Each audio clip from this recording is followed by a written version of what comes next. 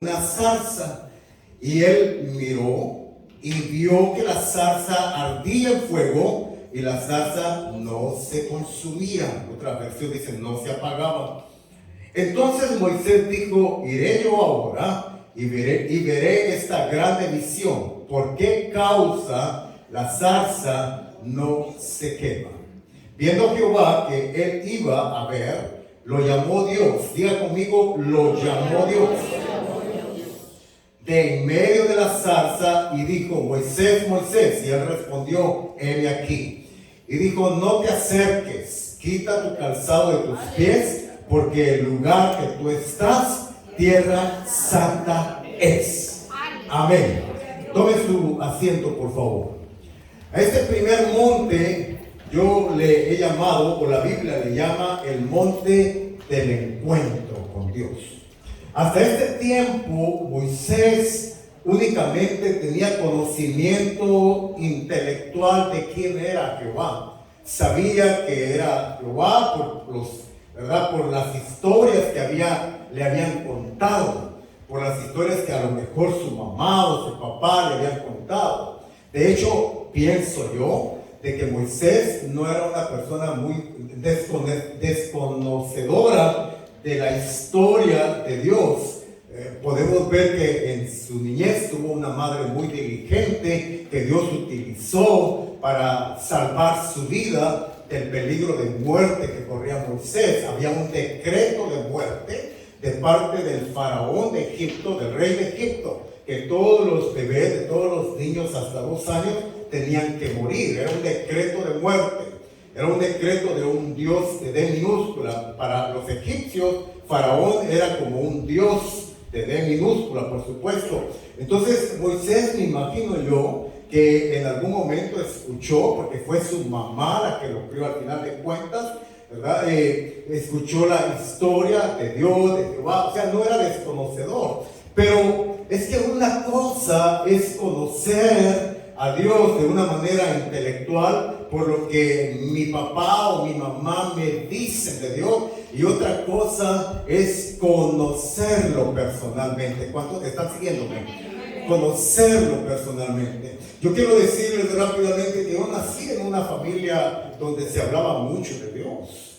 Es más, mi familia era tan religiosa que mi papá especialmente era el que se encargaba de la organización de las, con todo respeto voy a decir esto, de las profesiones de Semana Santa, de los nacimientos, juntamente con mis tíos, con el tío Manuel, el tía Vida, ¿verdad? Se encargaban de los nacimientos de Navidad, y eran cosas hermosas que hacían, por cierto.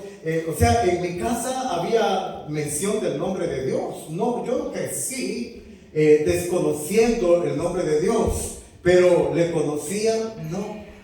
No le conocía, porque una cosa es el Dios de mis padres y otra cosa es conocer de una manera personal a Dios. El viernes yo les platicaba parte de mi testimonio, que en el año 86, llevado por mi primo a una campaña evangelística, ahí fue donde por primera vez yo supe quién era realmente Dios. Ahí yo pude darme cuenta y enterarme de en qué consistía la vida eterna, como dice la palabra de Dios. Y esta es la vida eterna, que te conozcan a ti, el único Dios verdadero, a Jesucristo, a quien tú has enviado. Ese 10 de mayo de 1986, en la 11 Junípero, cuando yo corría al frente, cuando el predicador hacía el llamado, yo decía: yo quiero conocerle, yo quiero saber quién es ese Dios. Les platicaba el viernes que mi vida estaba llena de depresión, de ansiedad, de tristeza, y apenas tenía 17 años de edad. Pero esa noche, cuando el predicador Paulino Bernal oró por mí y yo hice la oración de fe, la confesión de Cristo como el Señor de mi vida, a partir de ese momento sucedió algo sobrenatural, algo que yo no puedo explicar con palabras. Fue un verdadero milagro. El Espíritu Santo me hizo nacer de nuevo y conocer al Dios verdadero. Moisés había oído de Dios, pero no conocía a Dios. Y ese monte es donde Dios se le revela por primera vez realmente a Moisés. Ahí en ese monte es donde Dios se le manifiesta verdaderamente a Moisés. Ahora, a mí me impresiona la forma muy hermosa en que Dios se le revela a Moisés de una manera muy pintoresca y de una manera muy contradictoria.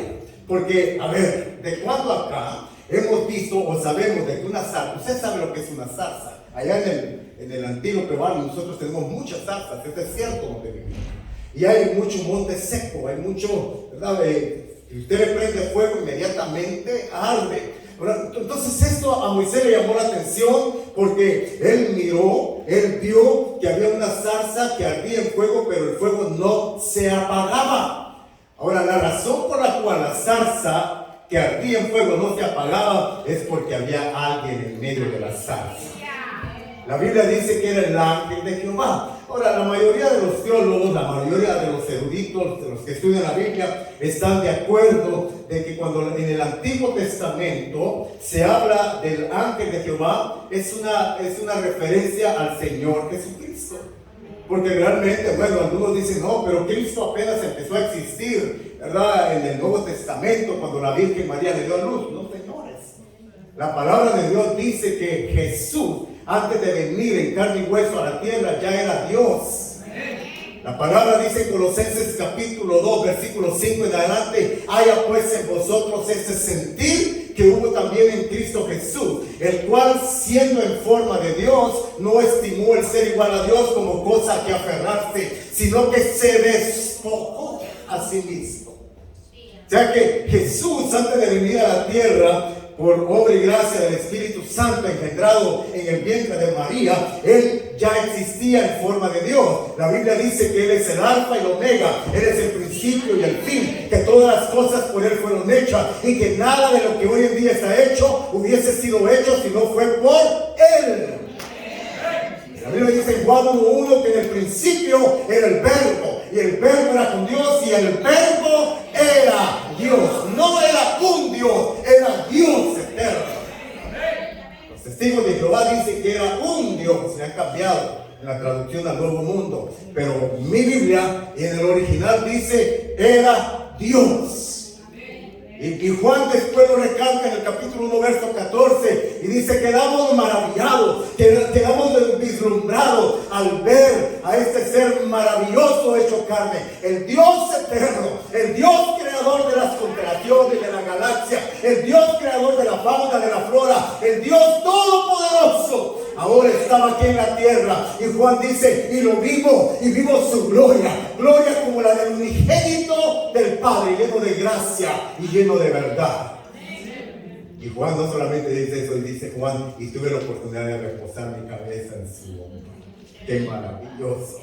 Así es que esto asombró mucho a Moisés cuando ve esta llama que ardía en fuego y no se apagaba, porque el ángel de Jehová estaba ahí manifestándose. Quiero decirles que conociendo o subiendo a este monte, el monte del conocimiento del Dios verdadero, ahí es donde de verdad le conocemos. Y quiero decirles que ahí es donde verdaderamente, en esa manifestación o revelación del Dios eterno, es donde tenemos un encuentro verdadero con Él. Quiero mencionar unas cosas rápidamente.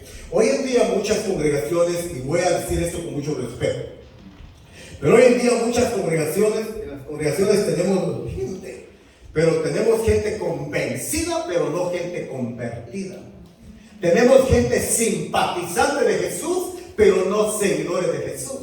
Tenemos gente que es atraída por las obras, por los milagros y las señales de Jesús. Tenemos gente que sigue a Jesús por el pan y el pez, como en los tiempos cuando Él estuvo en la tierra, pero no por la palabra que Él habla, la palabra que Él les dijo: vengan por la palabra que genera en ustedes vida eterna. Entonces, estamos hoy en día hablando de congregaciones donde tenemos creyentes, pero no discípulos. Tenemos gente que es atraída por las cosas, las obras de Jesús, pero no por la presencia misma de Jesús. En el Nuevo Testamento, la diferencia de la conducta de la cristiandad del primer siglo a nuestro siglo XXI es muy simple, muy sencilla. En el primer siglo, la gente se convertía a Cristo. Ahí tenemos ejemplos en Hechos capítulo 9, un hombre llamado Saulo, que era de Tarso, con cartas dadas por los dirigentes religiosos, iba para apresar a la gente del camino, así se le llamaban los primeros cristianos. Antes de que se le llamara cristianos o iglesia evangélica o algo así, se le llamaba los del camino. Entonces ahí iba con las cartas para apresar a los del camino. Pero Hechos capítulo 9 relata una historia maravillosa, que cuando él iba en el camino, de pronto oyó una voz y oyó un estruendo que lo dejó ciego y él cayó a tierra. Algunas personas dicen que cayó de su caballo. La Biblia nunca dice que fue caballo. A lo mejor era un camello, no sé. La Biblia solamente dice que cayó a tierra, y cayendo a tierra, este hombre malo, este hombre que la Biblia da testimonio que el primer mártir llamado Esteban, sus ropas cayeron a sus pies. Este hombre que perseguía y encarcelaba a los cristianos en el primer siglo, cuando tiene esa revelación, esa manifestación gloriosa, él hace una pregunta tirado en el suelo y dice: ¿quién eres, Señor? Esta palabra Señor en el original es la palabra Curios o Kyrios.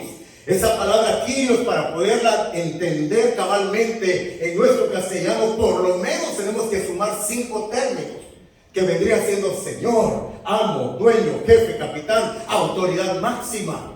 Entonces, cuando Saulo de Tarso dice: ¿quién eres, Curios? ¿Quién eres, Señor? Un término que únicamente se le daba a los césares, aquellos hombres que gobernaban el imperio romano, eran como dioses también. Entonces Saulo de Tarso llama Señor, Curios, a Jesús, y Jesús le habla y le dice: yo soy Jesús a quien tú persigues. Dura cosa te es dar coces contra el aguijón. Allí en esa manifestación de Jesús, lo que el apóstol, o posteriormente lo que llegó a ser el apóstol Pablo, lo que Saulo de Tarso tuvo fue un verdadero encuentro. Entonces hoy en día, lamentablemente, nosotros apuntamos más a las conversiones o a las reconciliaciones emocionales, pero no a las conversiones generadas por la revelación de Jesús.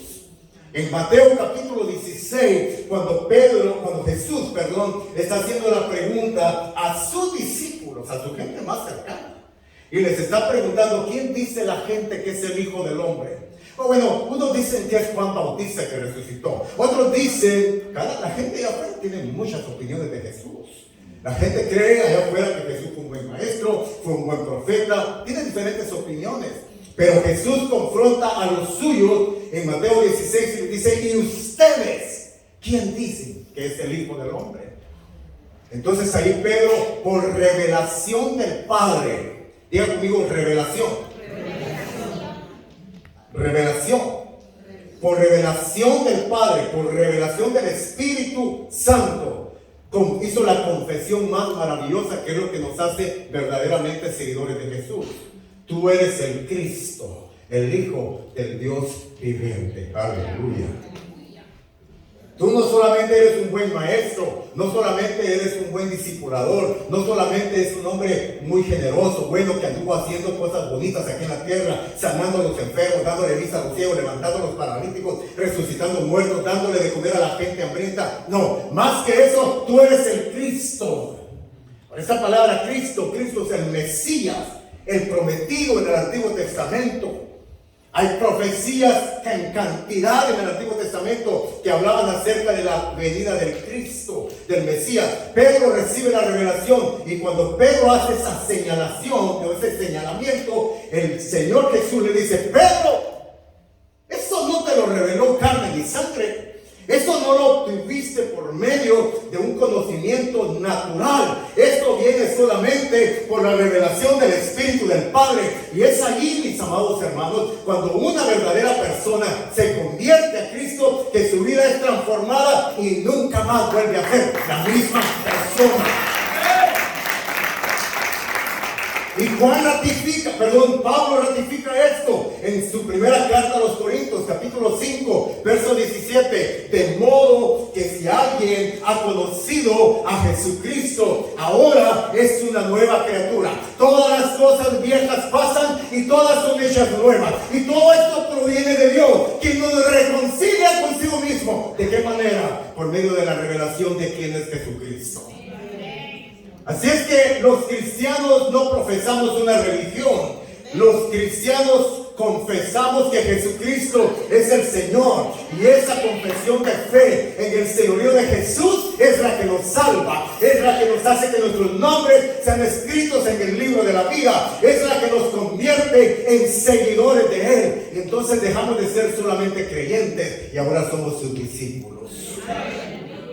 Mateo capítulo 28, cuando Jesús está comisionando a su gente para que prediquen las buenas nuevas, no les dice que vayan y hagan creyentes en las naciones, les dice que vayan y hagan discípulos, seguidores. Pero ¿cómo puede haber, cómo puede nacer un discípulo si no tiene una revelación de quién verdaderamente es Jesús? Entonces, para ir llegando a este punto, a mí se me hace maravilloso que aún en el Antiguo Testamento ya habían manifestaciones de Jesucristo.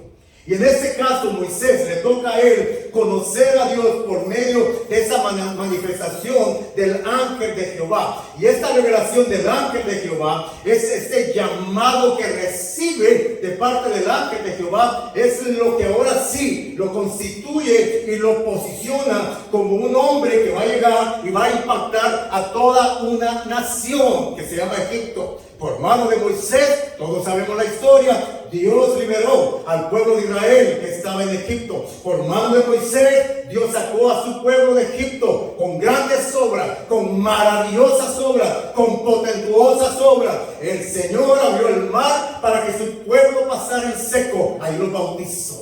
El Señor les dio alimento en el desierto por 40 años. El Señor les sustentó con pan, les sustentó con carne. El Señor les dio agua de beber porque había una roca, la roca eterna de los siglos llamada Jesús, el agua de vida, mis hermanos.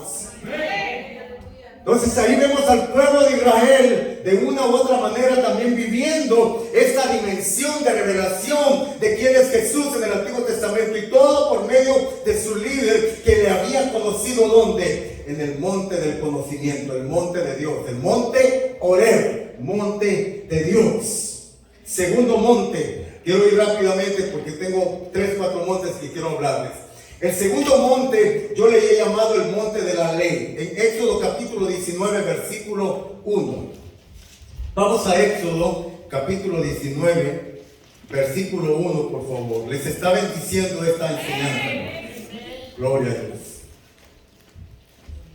Éxodo capítulo 19 versículo 1. En el mes tercero de la salida de los hijos de Israel de la tierra de Egipto, en el mismo día llegaron al desierto de Sinaí. Habían salido de Refidim y llegaron al desierto de Sinaí y acamparon en el desierto, y acampó ahí Israel delante del monte. El pueblo llegó únicamente a las partes bajas del monte. Pero, verso 3, pero Moisés subió a Dios y Jehová lo llamó desde, ¿dónde, mis hermanos? Desde el monte. ¿Qué monte? El monte Sinaí. Diciendo, así dirás a la casa de Jacob y anunciarás a los hijos de Israel: vosotros visteis todo lo que hice a los egipcios, y cómo os tomé sobre alas de águila y os he traído a mí. Ahora pues, si diereis oído a mi voz, oiga esto, hermano. Ahora pues, si diereis oído a mi voz y atendiereis a mi consejo y guardareis mi pacto, vosotros seréis mi especial tesoro. Aleluya. Sobre todos los pueblos. Serás un pueblo distinto, diferente. Porque mía es toda la tierra. Verso 6, y vosotros me seréis un reino de sacerdotes y gente santa. ¿Qué le dijeron a Moisés cuando estaba en el monte Horeb? Quita tus sandalias porque el lugar que estás pisando, tierra santa es. Hermano, el llamado, rápidamente entre paréntesis, el llamado de Dios a la conversión es un llamado santo. Porque viene de un Dios santo. Diga conmigo, santo. La Biblia dice que Él es 3 veces santo.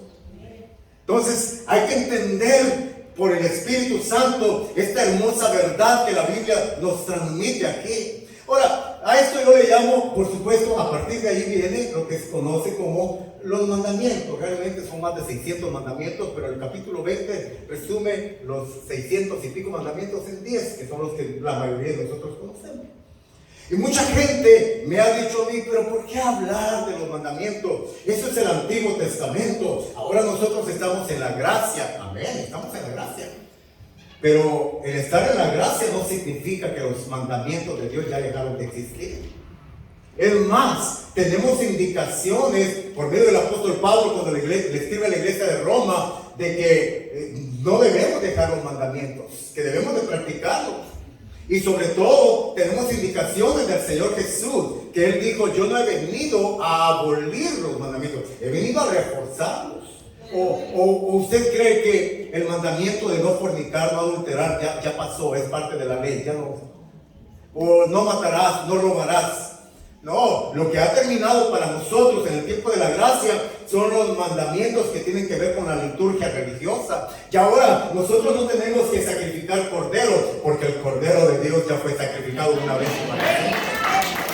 Y ahora nosotros no tenemos que rociar con sangre de macho cabrío o lo que sea. ¿Por qué? Porque la sangre del unigénito Hijo de Dios ya fue derramada una vez y para siempre.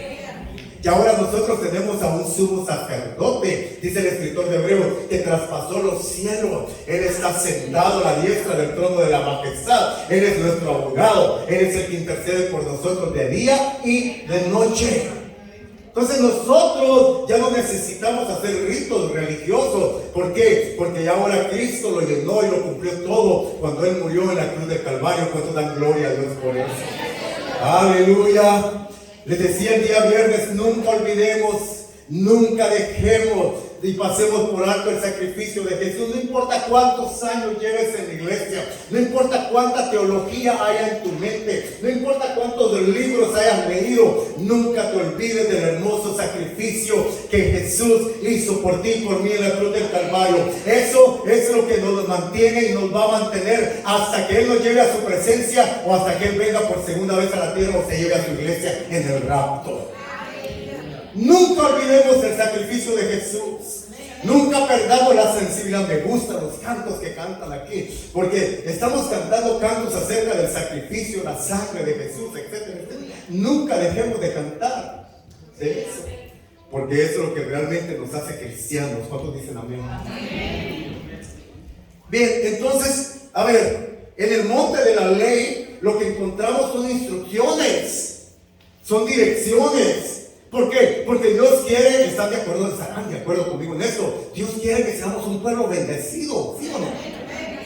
Ahora, para que podamos disfrutar de la bendición, tenemos que seguir instrucciones de parte de nuestro Dios. Y todas esas instrucciones, esas leyes que Dios le dejó al pueblo de Israel, como por ejemplo cuando entres y poseas una tierra que desconoces, no te contaminarás, no tomarás de las hijas de los hombres de ese lugar. ¿Por qué? Porque eran pueblos idólatras, eran pueblos politeístas, eran pueblos que adoraban dioses, deidades. Entonces Dios dice, no, yo soy un Dios santo, un Dios celoso. Yo no quiero que tú te comprometas con creencias que van en contra de mi palabra. Ahora, hermanos, con esto a mí lo que me recuerda es que las instrucciones nos ayudan a preservar la sana doctrina, a preservar el nombre de Dios en nuestra vida, a preservar el Evangelio de Cristo. No lo podemos cambiar. Y si alguien trata de cambiarlo, Pablo dice que sea maldito, sea anatema, cuando le escribe a los Gálatas. Nadie puede poner otro evangelio que el que ya está puesto. Nadie puede poner otro fundamento del cual ya fue puesto, el cual es nuestro Señor Jesucristo. Lo que el apóstol Pablo nos dice en 1 Corintios capítulo 3 es que hay que tener cuidado cómo sobre edificamos. ¿En quién? En Cristo. Nosotros no somos llamados a poner fundamentos. El fundamento ya fue puesto hace 2020 y tantos años atrás. ¿Cuántos dicen gloria a Dios? Pedro le dice que Él es la piedra eterna de los siglos, piedra desechada por los hombres, pero aprobada por Dios. Jesucristo es la piedra que fundamenta nuestra fe. Cuando Jesús le habla a Pedro y le dice en el capítulo 16 de Mateo, tú eres Pedro y sobre esta roca edificaré mi iglesia, no estaba hablando de Pedro, estaba hablando de sí mismo. Estaba hablando de la revelación de quién era Él. Tú eres el Cristo, el Hijo del Dios vivo. Esta revelación es nuestra piedra angular, nuestra piedra fundamental. Jesús es nuestra piedra fundamental. Y nosotros tenemos que sobreedificar y tener mucho cuidado como lo hacemos en Él. Por eso es que es importante subir al monte y saber y estudiar, meditar la palabra de Dios. Les decía el viernes que no hay que cambiar nada a lo que Dios ya dijo. No, pero es que hay que cambiar porque no le gustan ciertos mensajes a la gente. ¿Y qué? Los pastores tenemos un gran compromiso, pastores amados. Tenemos un enorme compromiso. O que queremos pues tener contenta a la gente, o queremos hacer un buen trabajo en el llamado que Dios nos ha dado. Si queremos tener contenta a la gente, pues hablemos de todo lo que se está hablando, el evangelio desfigurado de hoy en día. Yo le llamo el evangelio no solamente desfigurado, pero caricaturizado. Un evangelio donde se sobreexaltan todas las promesas, pero no hay nada de mandamientos, no hay nada de compromiso, no hay evangelio de la cruz, no hay evangelio de la renuncia, del sacrificio, no hay evangelio del quebranto, no hay evangelio del arrepentimiento, no hay evangelio de la santidad. Hoy en día todo es solamente cuánto quieres. ¿Quieres lana? ¿Quieres dinero? Ven a Dios, porque eres el dueño y la oro y la plata, y lo es. ¿Quieres sanidad física? Ven a Él porque Él es tu sanador, y lo es. ¿Cuántos dicen amén? El herido fue por nuestras rebeliones, molido por nuestros pecados, el castigo de nuestra paz fue sobre Él, y por su llaga ya fuimos nosotros sanados. Y esa sanidad es tripartita, espíritu, alma y cuerpo. Yo creo todo eso, pero el sobreénfasis es lo que a la gente le gusta. Pero cuando te hablas del evangelio de la cruz, de la renuncia, de la santidad, de la entrega, del sacrificio, cuando le hablas de la oración, no. Cuando le hablas del ayuno, no. Eso era para el primer siglo, no es cierto. Son disciplinas espirituales que las necesitamos hoy en día. Amén, amén, ¿o no? Entonces las instrucciones me guardan, las instrucciones me educan, las instrucciones me protegen. Por el amor de Dios, hagamos un análisis muy humano. ¿Qué pasaría en nuestra ciudad, aquí con ustedes? Allá tal vez con nosotros, como es un pueblo más pequeño, tal vez no tanto. Pero ¿qué pasaría aquí con ustedes si de pronto quitan todos los semáforos de las avenidas? Bueno, sería un caos. Mejor váyanse para Pampa en ese caso. También hay semáforos. ¿Qué pasaría si de pronto quitan todas las señales o los señalamientos, verdad, de, pues, que hay, ¿verdad? La señal del stop o todas las demás señales que hay? ¿Qué pasaría? Sería un caos. ¿Qué pasaría? Muchas gracias también. Gracias, hermano. ¿Qué pasaría, mis amados hermanos, si no hubieran reglas? Reglas de conducta, reglas de cómo debemos de comportarnos en una tienda, en un hospital. ¿Qué pasaría si quitamos las reglas de nuestras propias casas? Bueno, no hay, dicen algunos, así que no pasa nada. Sería un caos. Bueno, Dios es un Dios que pensó absolutamente en todas las necesidades de nosotros los seres humanos desde el principio. Y por eso Dios le dijo a Moisés, sube al monte Sinaí, porque ahí yo voy a hablar contigo y ahí te voy a dar indicaciones de cómo tiene que vivir esta gente. La gente no sabía cómo vivir para Dios sin Dios. La gente solamente sabía cómo vivir a la manera de cómo vivían los egipcios. Habían estado por más de 400 años. Entonces ahora necesitaban recibir instrucciones. Usted y yo venimos de un mundo al cual, ¿verdad?, le llamamos metafóricamente el Egipto. Entonces venimos de un mundo donde cada quien hace lo que le da la gana. Por naturaleza somos gente rebelde. No queremos obedecer ni a Dios, ni a las autoridades, ni a los padres. Venimos muy desordenados del mundo de donde venimos. Por eso es que Dios se da la tarea de educarnos ahora que somos cristianos. Las iglesias, los pastores somos responsables de discipularnos con la palabra, educarnos con la palabra, enseñarles cómo debe vivir una nueva criatura que está en Cristo Jesús. Ahora, dice Pablo, si antes robabas en el mundo, ahora aquí en la iglesia no robes más. Si antes mentía, el que mentía no mienta más. El que adulteraba no adultere más. El que fornicaba no fornique más. ¿Por qué? Porque ahora es una nueva vida en Cristo Jesús. Amén. Entonces, como pueblo en Dios, renovado y siendo renovado continuamente, de acuerdo a Romanos 12, por el Espíritu Santo y por la palabra. La mente tiene que ser renovada. ¿Cómo se renueva la mente? Por la palabra de Dios, por las instrucciones de Dios, por las leyes de Dios. Quiero aprender a vivir como Dios quiere que viva. Necesito conocer las instrucciones de Dios. Si no, ¿cómo voy a vivir para Él?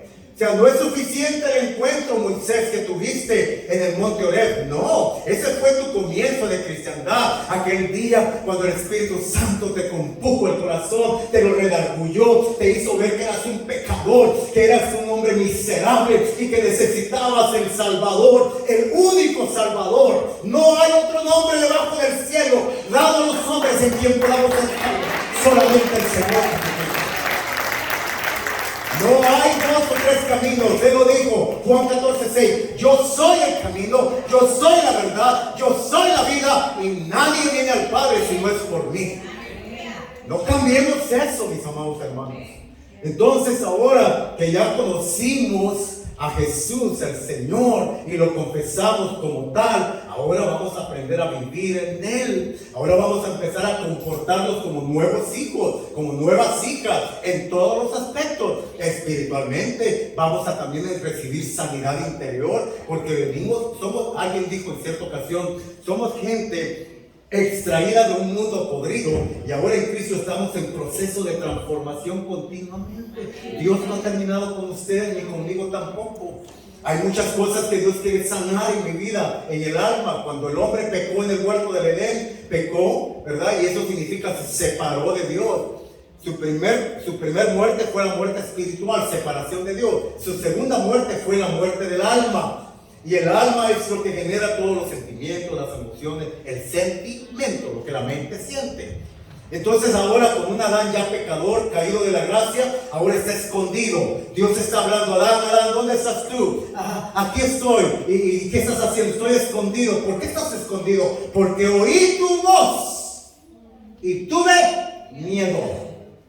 Miedo a un Dios tan bueno, tan bondadoso, tan misericordioso. Sí, cuando el alma está desordenada, Dios produce, o el nombre de Dios produce miedo. Y todas esas cosas que son degeneraciones del alma son producto del pecado adámico en nosotros. Pero bendito sea el nombre de Jesús, que nos ha dejado su Santo Espíritu y la palabra, por medio de la cual, a través de la obediencia a ella y por la obra del Espíritu, estamos siendo sanados todos los días. Con la gloria de Dios. Dice la palabra que Jesús no nos dejó huérfanos. Dice: dejaré con vosotros un consolador, el cual estará con vosotros y en vosotros. Él, el Espíritu Santo, les va a enseñar.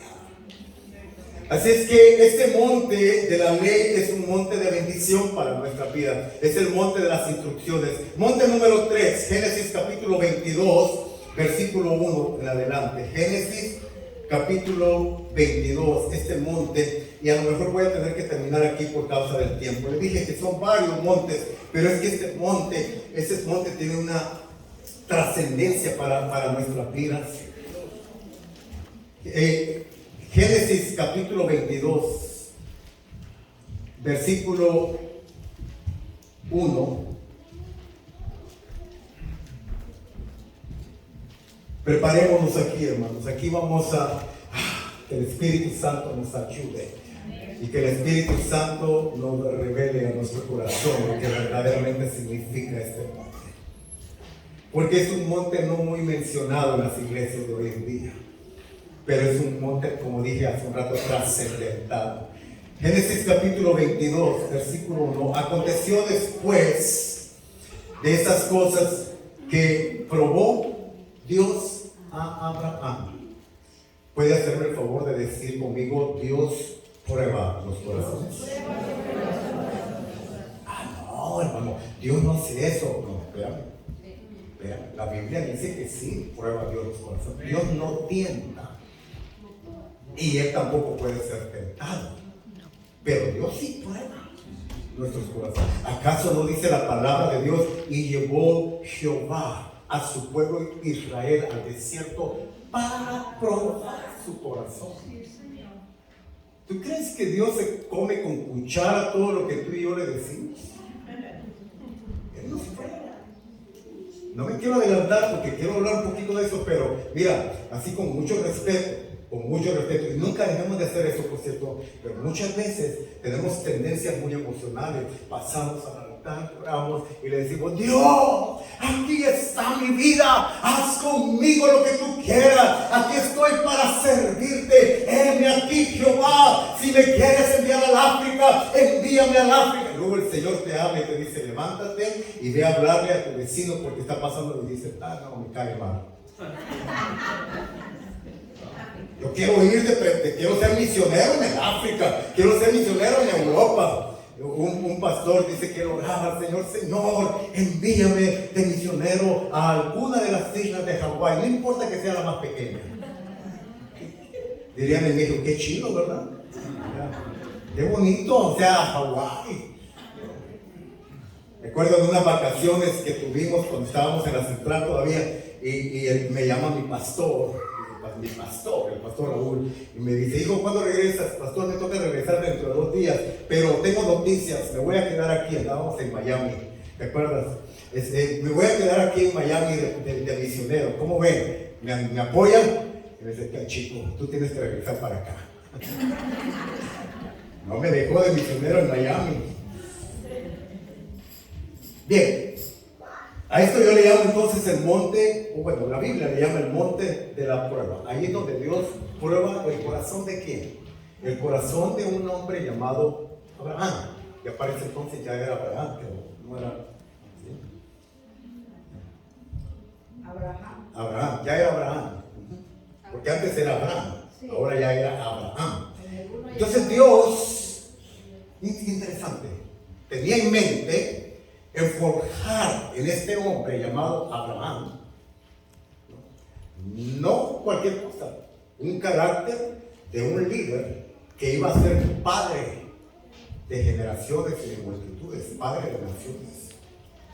Entonces Dios no puede encomendar a cualquier persona un ministerio tan grande, padre de multitudes, padre de generaciones. Hay 2 religiones de las más grandes del mundo, 3, porque nosotros también creemos que Él es el padre de la fe. Entonces 3 religiones: el cristianismo, el judaísmo y los árabes. 3 religiones, las más grandes del mundo, donde tenemos en cuenta todo lo que Dios hizo a través de Abraham. Entonces, este ministerio que Dios le iba a dar a Abraham tenía que ser probado. ¿En qué forma? En su corazón. Ahora, a mí se me hace interesante que este monte, al cual la Biblia le llama el monte de la prueba, digo prueba. No nos gusta. A la mayoría, a mí no me gusta, a la mayoría de nosotros no nos gusta este monte. No nos gusta que Dios pruebe nuestro corazón. No nos gusta que Dios trate con nuestras vidas. No nos gusta que Dios nos demande y nos pida, oiga esto, no cualquier cosa, sino, oiga esto, aquello que más amamos y aquello que Él nos dio como una prueba de su promesa. Y esto es algo, parece algo paradójico, o sea, como controversial, contradictorio. ¿Cómo es posible, Dios, que tú le dijiste a Abraham: te voy a dar descendencia, te voy a dar prole? Porque Ismael nació fuera de la voluntad de Dios, hay que reconocerlo. Fue el error. Bueno, Abraham cometió varios errores. Él mintió y entregó a su esposa a uno de los reyes, ¿verdad? O sea, hizo cosas muy raras, Abraham. Pero esto de adelantarse al tiempo, a la voluntad y el propósito de Dios, al tomar por mujer, influenciado por su esposa Sara, y toma a la egipcia Agar, y de ahí nace Ismael. O sea, un hijo que no entraba dentro del plan y propósito de Dios, porque Dios tenía a un Isaac.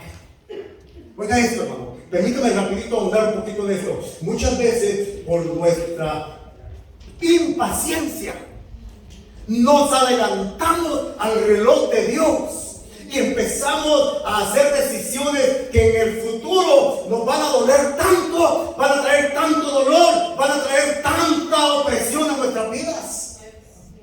Hasta este día, esa mala decisión de Abraham de tomar por mujer a Agar, la egipcia, influenciado por su esposa. Hasta hoy en día está pagando alto precio. Ahí los vemos peleándose, ahí los vemos dándose y agarrándose las greñas en el Medio Oriente. Ahí están los descendientes de Ismael y los descendientes de Isaac. Ahí están. Unos quieren hacer desaparecer al otro. No se quieren, porque Ismael no entra dentro del plan y el propósito de Dios. Y Abraham no se esperó, él se le adelantó al tiempo de Dios. Y hoy en día es el hijo de la carne o la carne misma. Las decisiones de la carne te van a golpear, me van a golpear el resto de nuestras vidas. Así es que hay que tener mucho cuidado en no adelantarnos al plan de Dios y engendrar hijos fuera del tiempo de Dios. Cosas que tienen que ver con el llamado de Dios. Bueno, dicho esto, entonces Dios le había dicho a Abraham que le iba a dar prole, le iba a dar un hijo de promesa. Ese tiene un nombre. Diga conmigo, la bendición de Dios, diga conmigo, la bendición de Dios tiene nombre. La bendición de Dios tiene nombre. Y no se llama Ismael, se llama Isaac. Se llama Isaac. Entonces, ahora que Dios le da a Isaac, cuando Sara ya era una mujer anciana de 90 años, y donde Abraham ya por causa de la edad no podía engendrar, porque de cuando aquí se sabía o se sabe que un viejito de la edad de él puede engendrar hijos. Pero la pregunta es, ¿habrá algo imposible para Dios? Cuando Dios ha dado una promesa, no importa cuáles sean tus límites o mis límites, Él los va a cumplir. No importa cuántos años tengas, no importa qué edad tengas, si Dios te dijo algo, mantente esperando esa promesa porque va a llegar. Va a llegar. ¿Pero cuándo? El tiempo es de Dios. Tú no lo puedes cambiar, yo no lo puedo cambiar. Hay que aprender a someternos al señorío. ¿Quién es el Señor? ¿Es Él? O es que hoy en día el Evangelio, de hoy es que Él es nuestro servidor. Señor, dame.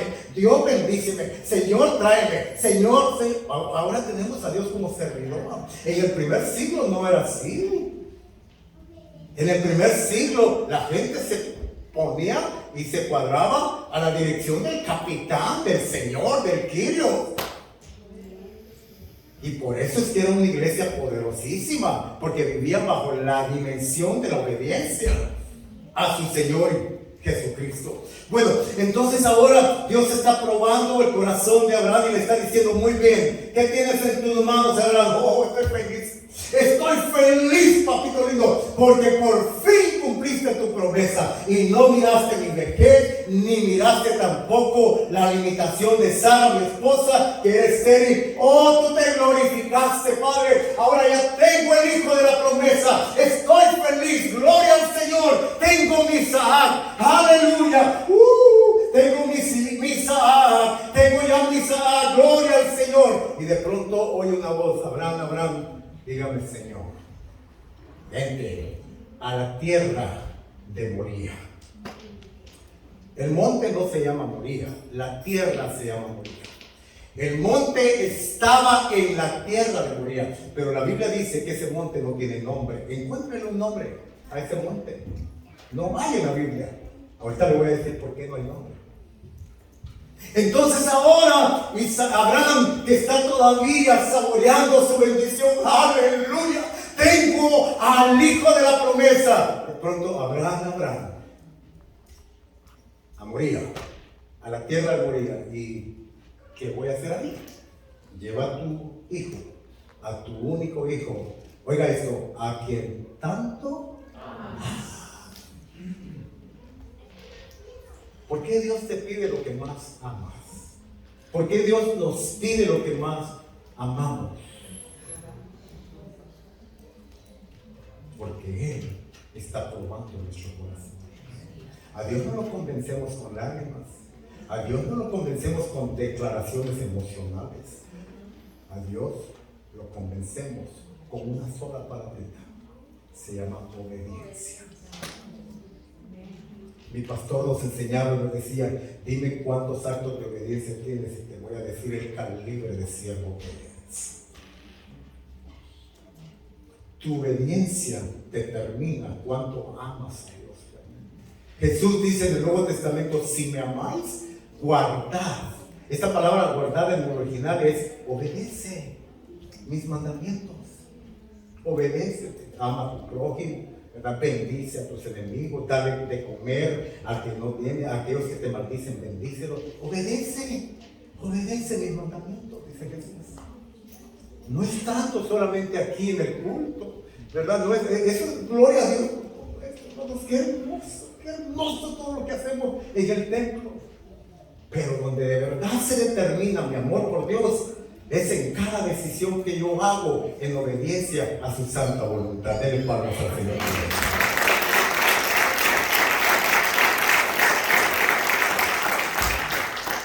Muchas veces lo que más amas o lo que más amo tiene que ver con tu seguridad. Yo les decía a ustedes que humanamente yo no quería obedecer al Señor y oír la voz de Dios que me decía: tienes que ir para Panther.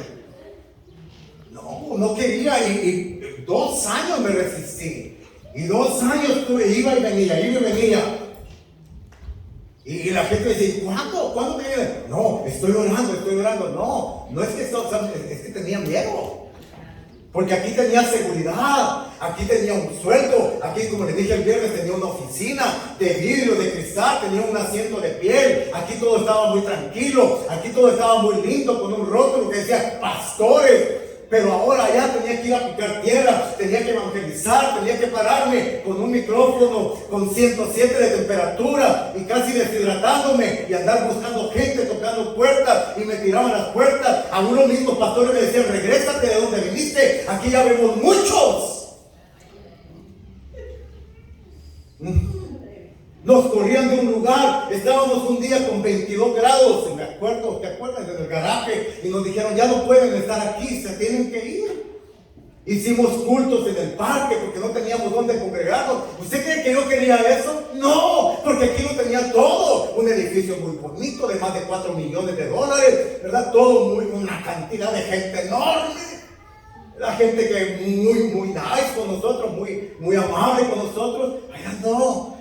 Todo tuvo que empezar de nuevo. ¿Usted cree que yo quería eso? No, pero Dios dice: obedéceme. ¿Me amas? Obedéceme. Abraham, ¿de verdad me amas? Sí, Señor, te amo. Entonces entrégame lo que más amas. ¿Y qué es lo que más ama Abraham? Ama a su unigénito, ama a su hijo Isaac. Ahora, yo les decía que este monte para mí es maravilloso porque hace una de las referencias proféticas más bellas que yo encuentro. Hay muchas en el Antiguo Testamento, pero esta es una de las analogías más bellas que yo encuentro en el Antiguo Testamento, y es la referencia de que el Padre Celestial, por tanto amor hacia nosotros, no tuvo lo que Él más amaba en el cielo, que era su unigénito hijo.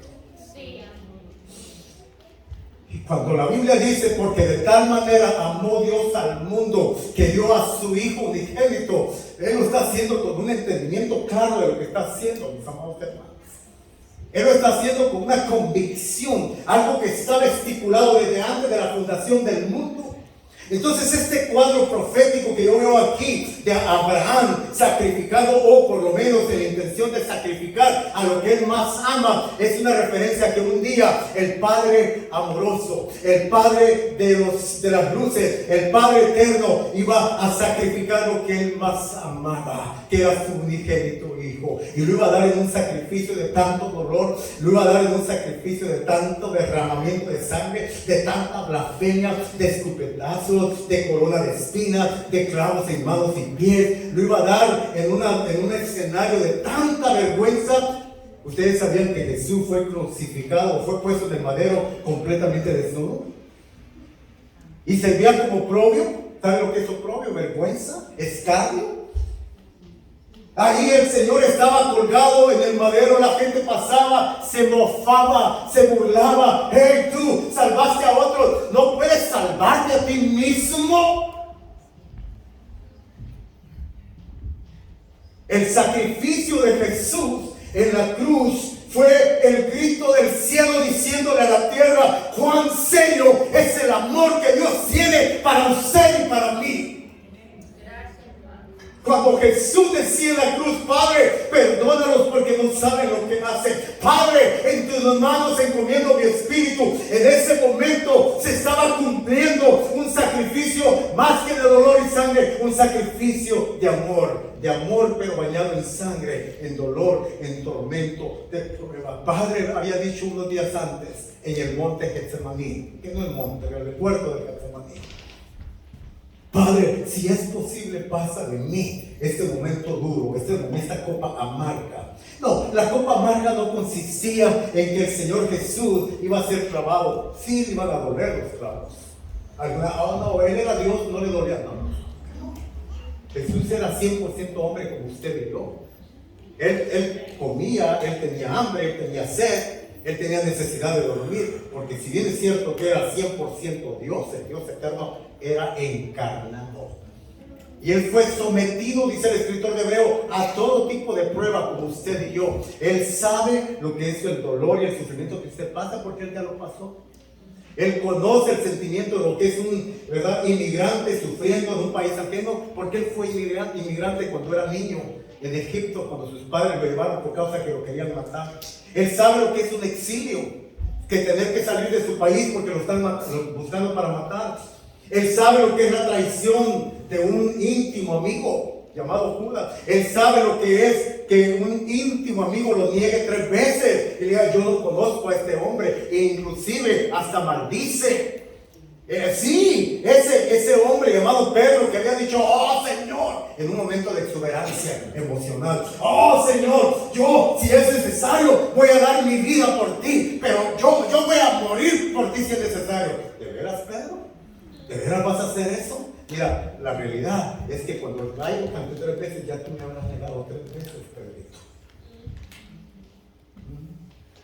Entonces, la copa amarga no era todo el sufrimiento físico, ni siquiera emocional que iba a tener en el monte Calvario, que es el monte, ¿no?, donde Abraham iba a sacrificar a Isaac. Por cierto, rápidamente, ¿por qué Dios le dijo a Abraham, espérate, no lo hagas, detente?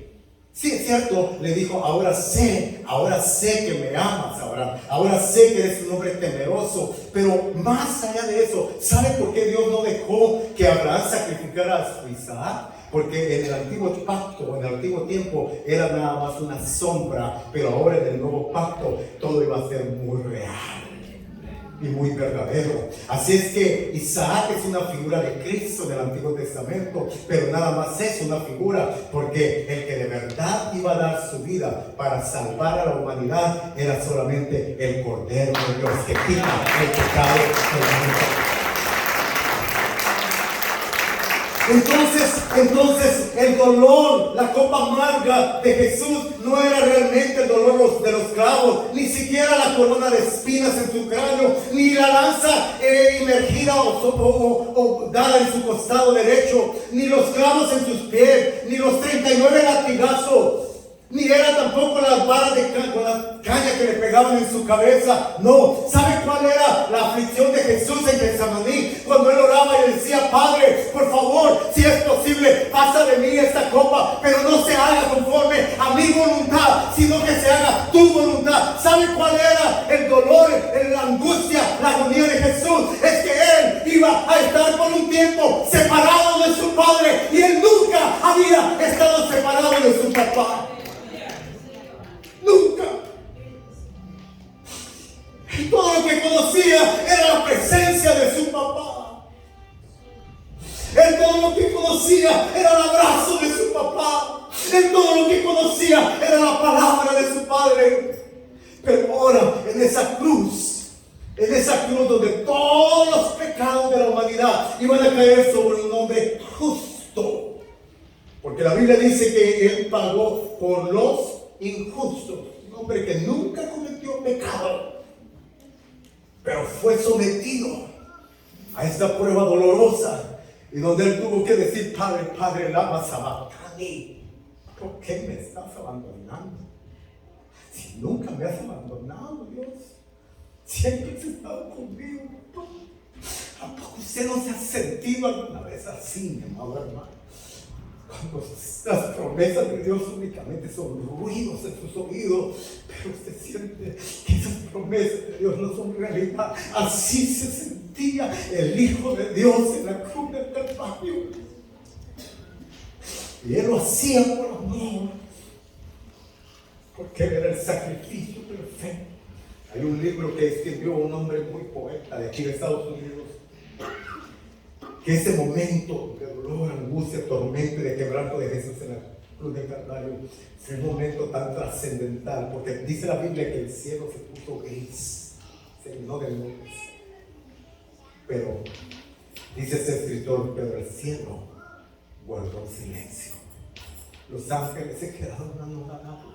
¿Cómo es posible que aquel ser maravilloso, el creador de todo cuanto existe, miren cómo está muriendo, miren lo que le están haciendo, miren cómo lo tienen desfigurado?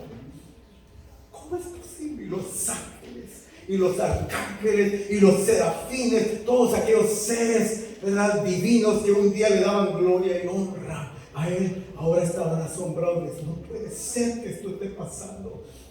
Y si queremos hacer algunas suposiciones sin salirnos mucho de la palabra, posiblemente Gabriel se acerca y dice: oye, yo soy el ángel de la guerra, déjame ir y pelear.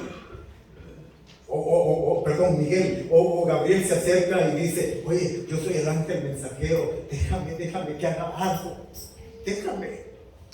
Y el Padre dice: no, tranquilos, todo está bajo mi control. Esto se llama amor.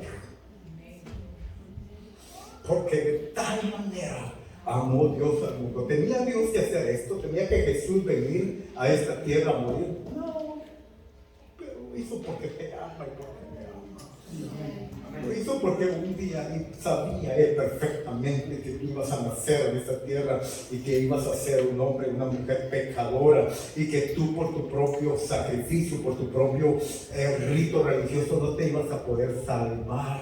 Necesitabas al Salvador, necesitabas a Jesús.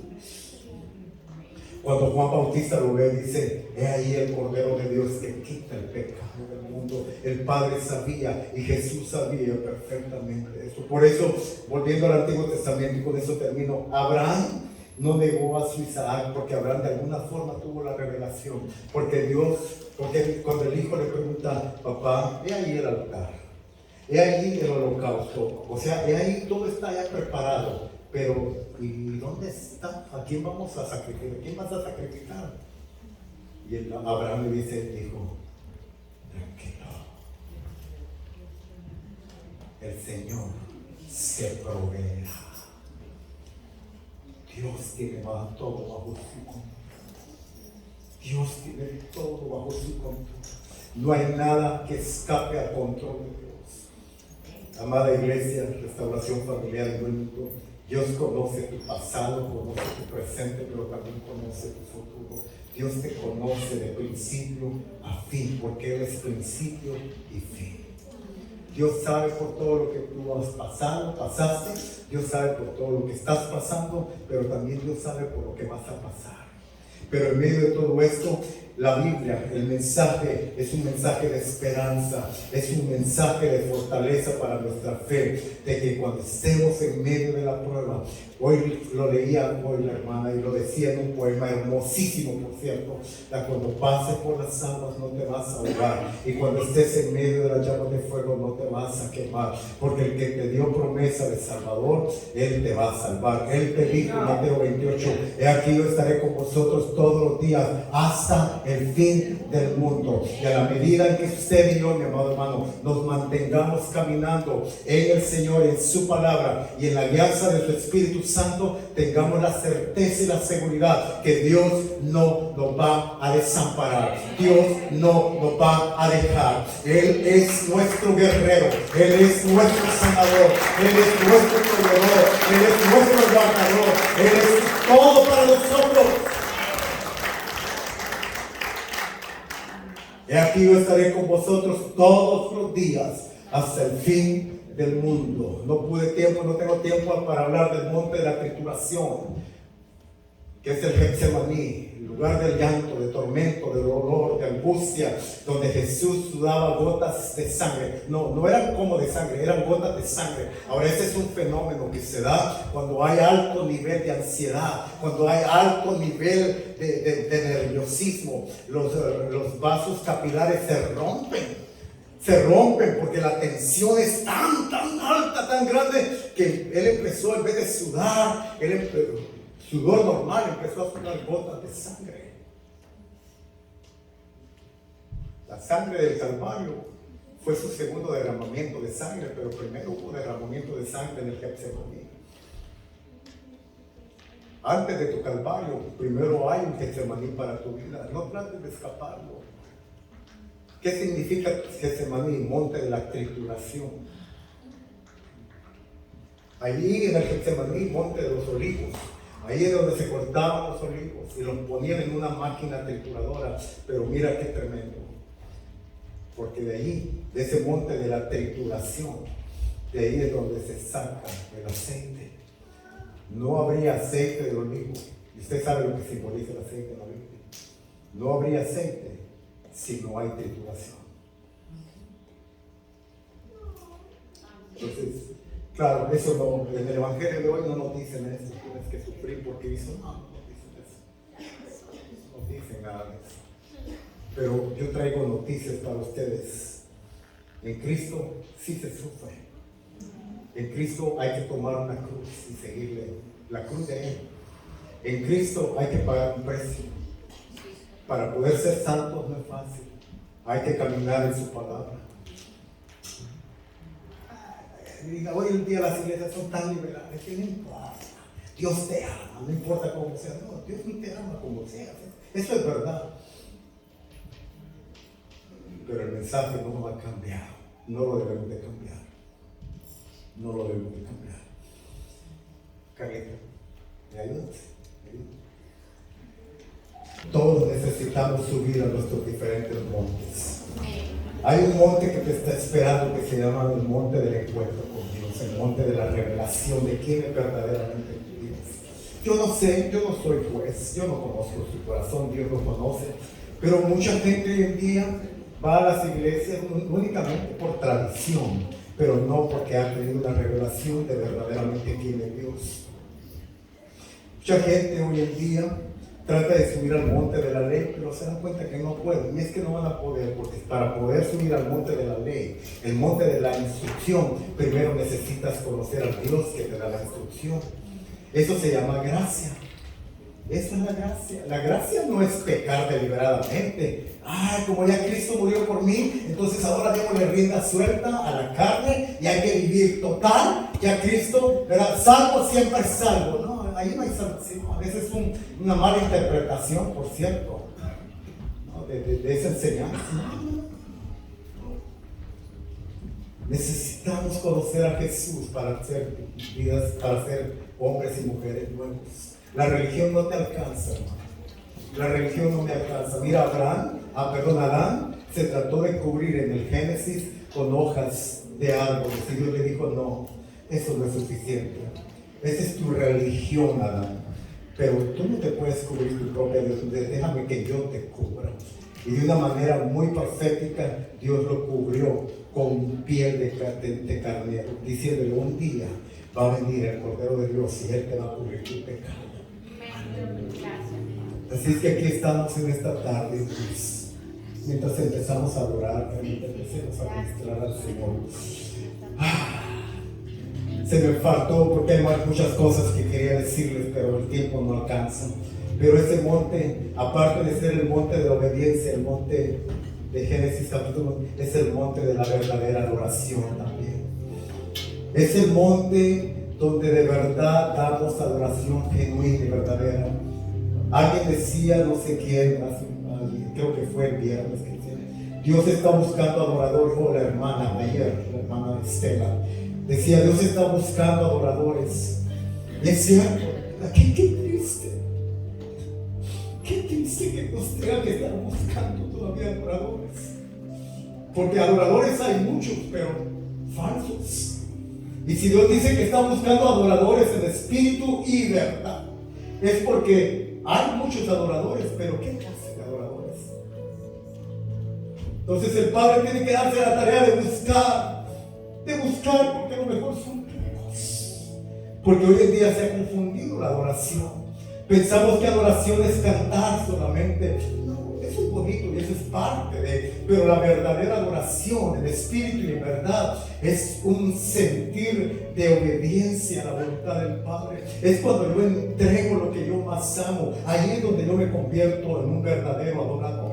Ahí es donde yo entiendo lo que es la verdadera adoración en espíritu y en verdad. Hermanos amados, la verdadera adoración duele. La verdadera adoración duele. La verdadera adoración te hace sufrir. La verdadera adoración que el Padre está buscando no es un concepto o una idea litúrgica de lo que haces únicamente en la casa de Dios.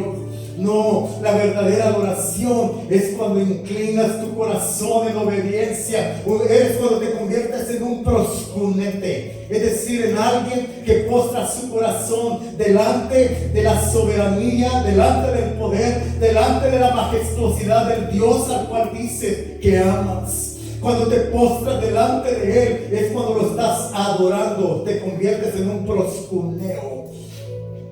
Cuando estás besando sus pies y lo besas en obediencia, lo acaricias, lo contemplas como lo que hizo aquella mujer llamada María, que con mucho agradecimiento, sin importar el costo del frasco de alabastro, lo rompió, lo quebró. Es que adoración es rompimiento, adoración es quebrantamiento, adoración verdadera es cuando dejas de lado lo que más te ha costado y no te importa el precio del vaso, del perfume de alabastro. Tú lo que quieres es adorar al Señor.